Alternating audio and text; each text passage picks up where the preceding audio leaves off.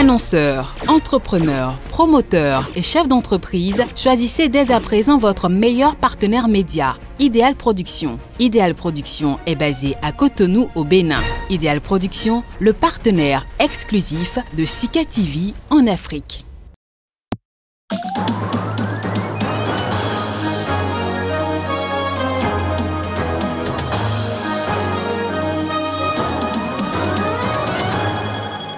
État d'urgence décrété au Soudan dans la région du Darfour Ouest. Au moins 40 personnes ont été tuées et 58 blessées dans des affrontements tribaux depuis samedi.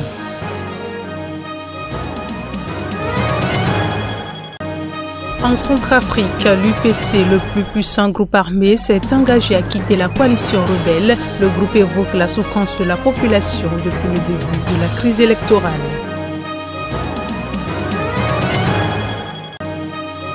Et puis JO Tokyo 2020, la Corée du Nord ne participera plus aux Jeux Olympiques de Tokyo. La raison, les risques d'infection au coronavirus.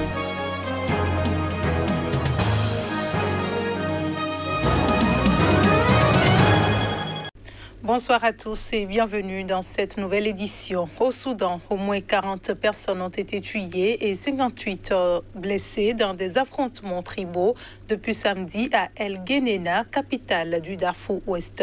L'état d'urgence a été décrété ce lundi soir dans cette région troublée de l'ouest du pays. Depuis le 3 avril dernier, 40 personnes ont été tuées dans les récents affrontements entre les Al-Massalites et les tribus arabes. La situation reste tendue dans la ville d'El Geneina. Dans un communiqué ce lundi, le Bureau de la coordination des affaires humanitaires de l'ONU OCHA a indiqué que la commission de l'aide humanitaire du gouvernement signale 58 blessés. Le Comité central des médecins soudanais, un organisme fondé en 2016 pour représenter la communauté médicale, avait annoncé plus tôt dans la journée un bilan provisoire de 18 morts et 54 blessés. Le Conseil de défense et de sécurité, plus haute instance de sécurité du pays, a annoncé dans un communiqué ce lundi soir l'instauration de l'état d'urgence dans l'état du Darfour Ouest et le déploiement de forces régulières. En fin d'après-midi, on pouvait encore entendre des coups de feu, notamment dans les quartiers de El Al-Jabal et Al-Jamarik, selon l'ONU. Des témoins ont indiqué que des affrontements continuaient à 15 heures locales, soit 13 heures GMT. Des affrontements tribaux ont déjà eu lieu en janvier au Darfour, faisant plus de 200 morts, un peu plus de 2 semaines après la fin de la mission de paix conjointe de l'ONU et de l'Union africaine, MINUAD. El Geneina avait payé le plus lourd tribut avec plus d'une centaine de morts, 132 blessés et 108 000 personnes déplacées, selon OCHA. Le gouvernement de transition mis en place après la chute d'Omar el-Béchir a signé en octobre un accord de paix avec plusieurs groupes rebelles, notamment du Darfour. Mais certains groupes insurgés de cette région n'ont pas signé cette paix. Le ministre de la Défense, Yassine Ibrahim, a annoncé ce lundi soir la formation d'une haute commission chargée de traiter les violations de cet accord. Plus de 1800 détenus se sont échappés lundi d'une prison de l'État d'Imo dans le sud-est du Nigeria. Des hommes armés ont en effet attaqué cette prison selon les services pénitentiaires. Les précisions. La prison d'Oeri a été attaquée vers 2h15 du matin lundi par des hommes armés non identifiés qui ont libéré de force 1844 détenus, a indiqué dans un communiqué le porte-parole des services pénitentiaires nigérians. Des témoins ont raconté avoir vu un nombre important d'hommes armés à bord de pick-up. Ils ont aussitôt attaqué le personnel de la prison avant de faire exploser la porte principale, explique ce communiqué. De son côté, le chargé de communication des prisons de l'État d'Imo, James Madouba, a confirmé l'attaque et affirmé que la situation est sous contrôle, invitant les habitants à continuer à vaquer à leurs affaires. L'État voisin d'Abia a mis en place un couvre-feu de 22h à 6h du matin suite à cette attaque, la plus importante contre une prison dans l'histoire récente du pays. Le président Muhammadu Buhari a condamné cette attaque, qualifiant ses auteurs de terroristes et d'anarchistes, sans toutefois nommer l'IPOB, le groupe indépendantiste du Biafra, où se trouve l'État d'Imo. Le mouvement de l'IPOB affiche toujours des velléités séparatistes et a récemment montré des vidéos très impressionnantes d'une nouvelle milice baptisée Réseau Sécurité de l'Est, ESN, dans lesquelles on peut voir des dizaines, voire des centaines de combattants à l'entraînement. Fin janvier, des violences avaient éclaté entre l'armée et des communautés locales, faisant au moins un mort. Les tensions restent fortes entre les groupes indépendantistes biafrais et le pouvoir central, 50 ans après la terrible guerre civile qui a fait près d'1 million de morts, en majorité issus de l'ethnie Igbo. Néanmoins, le porte-parole du groupe, Emma Powerful, a réfuté tout lien avec cette dernière attaque dans un communiqué envoyé à l'AFP, qualifiant toute information les accusant de mensongères et fallacieuses. Présidentielle au Bénin à présent, la communauté estudiantine de l'université d'Abomey-Calavi a réaffirmé son soutien au duo Corentin-Korwe-Irénée Agossa. C'est à la faveur d'un géant meeting tenu au restaurant Bide du campus. Les détails. Selon les statistiques 2017 de l'Institut national de la statistique et de l'analyse économique, 72% des actifs sont sous-employés au Bénin. Le duo Agossa-Korwe apparaît comme la solution au taux de chômage qui est de 2,3% en 2017. Convaincu de la capacité du duo à solutionner durablement les maux qui minent l'enseignement supérieur depuis plusieurs années, les étudiants ont effectué massivement le déplacement pour réaffirmer leur soutien au duo candidat. Ceux-là qui travaillent n'ont pas une capacité de vivre et de vivre décemment. C'est cela qu'on appelle le sous-emploi.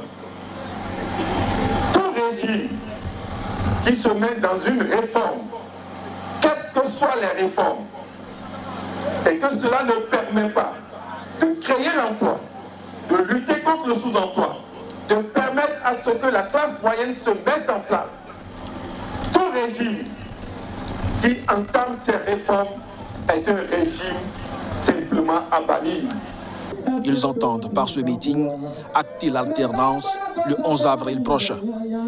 Le duo de la dynamique Restaurer la confiance a partagé à l'occasion sa vision et le contenu de son projet de société avec les étudiants de l'UAC. Nous allons faire comme les pays anglo-saxons. Il y aura les vice-ministres et vice-ministres seront les jeunes capables de pouvoir comprendre la gestion de l'État. Ils seront des vice-ministres et qu'ils pourront comprendre ce que c'est que la gestion de l'État. Nous allons prendre 20% des jeunes, femmes et hommes, garçons confondus, pour que vous soyez ainsi considérés. Vous n'allez plus être considérés comme des éléments d'un ensemble de désert de compétences. Non, vous serez désormais membres de cette vertu de compétences qui caractérise notre pays. Il a dit qu'il fera combien? 5 ans. Il dit qu'il connaît le job et qu'il va le faire en 5 ans. Au-delà de 5 ans, s'il vient vous demander encore un autre 5 ans, il faut simplement lui dire que nous ne voulons pas un redoublant. Nous ne voulons pas un redoublant. Le duo Corentin-Korwe-Irénée Agossa veut aller à la conquête du pouvoir sur la barrière de la dynamique et restaurer la confiance. Le duo estime justement que la confiance dans les institutions a disparu au Bénin et la couche juvénile est un sort pour rebâtir à nouveau cette confiance. Je le disais en titre, en Centrafrique, le plus puissant groupe armé, UPC, s'est engagé à quitter la coalition rebelle qui cherche à renverser le régime du président Faustin Archange Touadéra. Le pays est en guerre civile depuis près de 8 ans. Les détails. L'Unité pour la paix en Centrafrique, UPC, principalement actif dans l'est du pays, est le groupe le mieux doté en Centrafrique. Le général d'armée, Ali Darassa Mahamat, a fait valoir que depuis le début de la crise électorale, la population souffrait amèrement de l'insécurité, la situation sanitaire, la famine et de non-assistance humanitaire.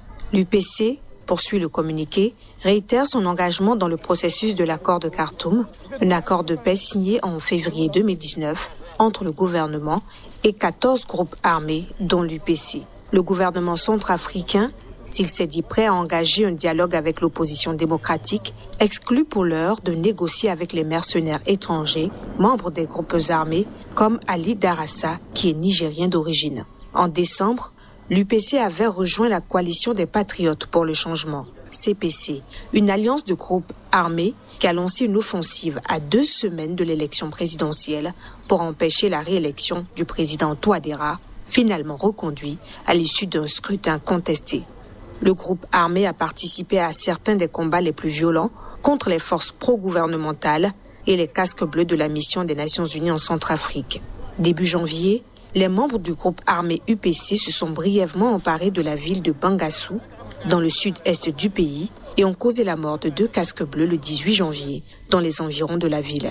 L'UPC, majoritairement composé de Peuls, est issu de la scission en 2014 de la Seleka, une coalition de groupes armés à dominante musulmane qui avait renversé le régime du président François Bozizé en 2013, plongeant le pays dans la guerre civile. Cette déclaration de l'UPC intervient quelques jours après l'annonce, le 2 avril, du décès de Sidiki Abbas, accusé de crimes de guerre et chef d'un des plus puissants groupes armés, le groupe 3R, pour retour, réclamation et réhabilitation, qui avait rejoint la CPC en décembre.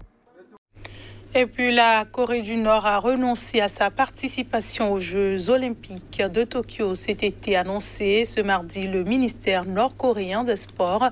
La décision est justifiée par les risques d'infection au coronavirus. La Corée du Nord renonce aux Jeux olympiques de Tokyo cet été en raison des risques d'infection au coronavirus.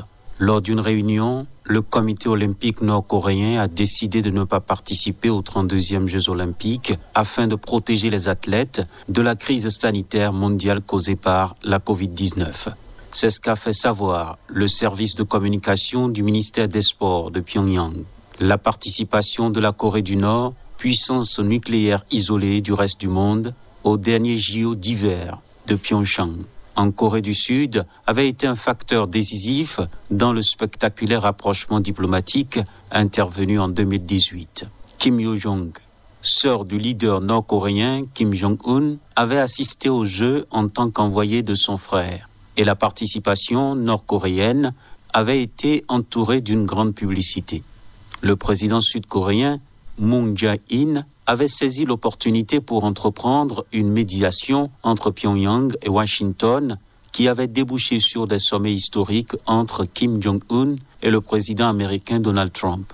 L'annonce faite mardi de Pyongyang met un terme aux espoirs de Séoul d'utiliser les Jeux de 2020, reportés à cet été en raison de la pandémie de coronavirus, pour susciter une relance du processus de discussion entre Pyongyang et Washington, à l'arrêt depuis l'échec du sommet Kim-Trump à Hanoï en février 2019. À Tokyo, le principal porte-parole du gouvernement, Katsunobu Kato, a déclaré que les autorités japonaises surveillaient les informations à ce sujet et s'efforçaient d'améliorer la situation en prenant notamment des contre-mesures de lutte contre l'infection afin que de nombreux pays et régions puissent participer aux Jeux de Tokyo. Et c'est la fin de cette édition. Merci de nous avoir reçus et bonne suite de programmes sur CIK TV.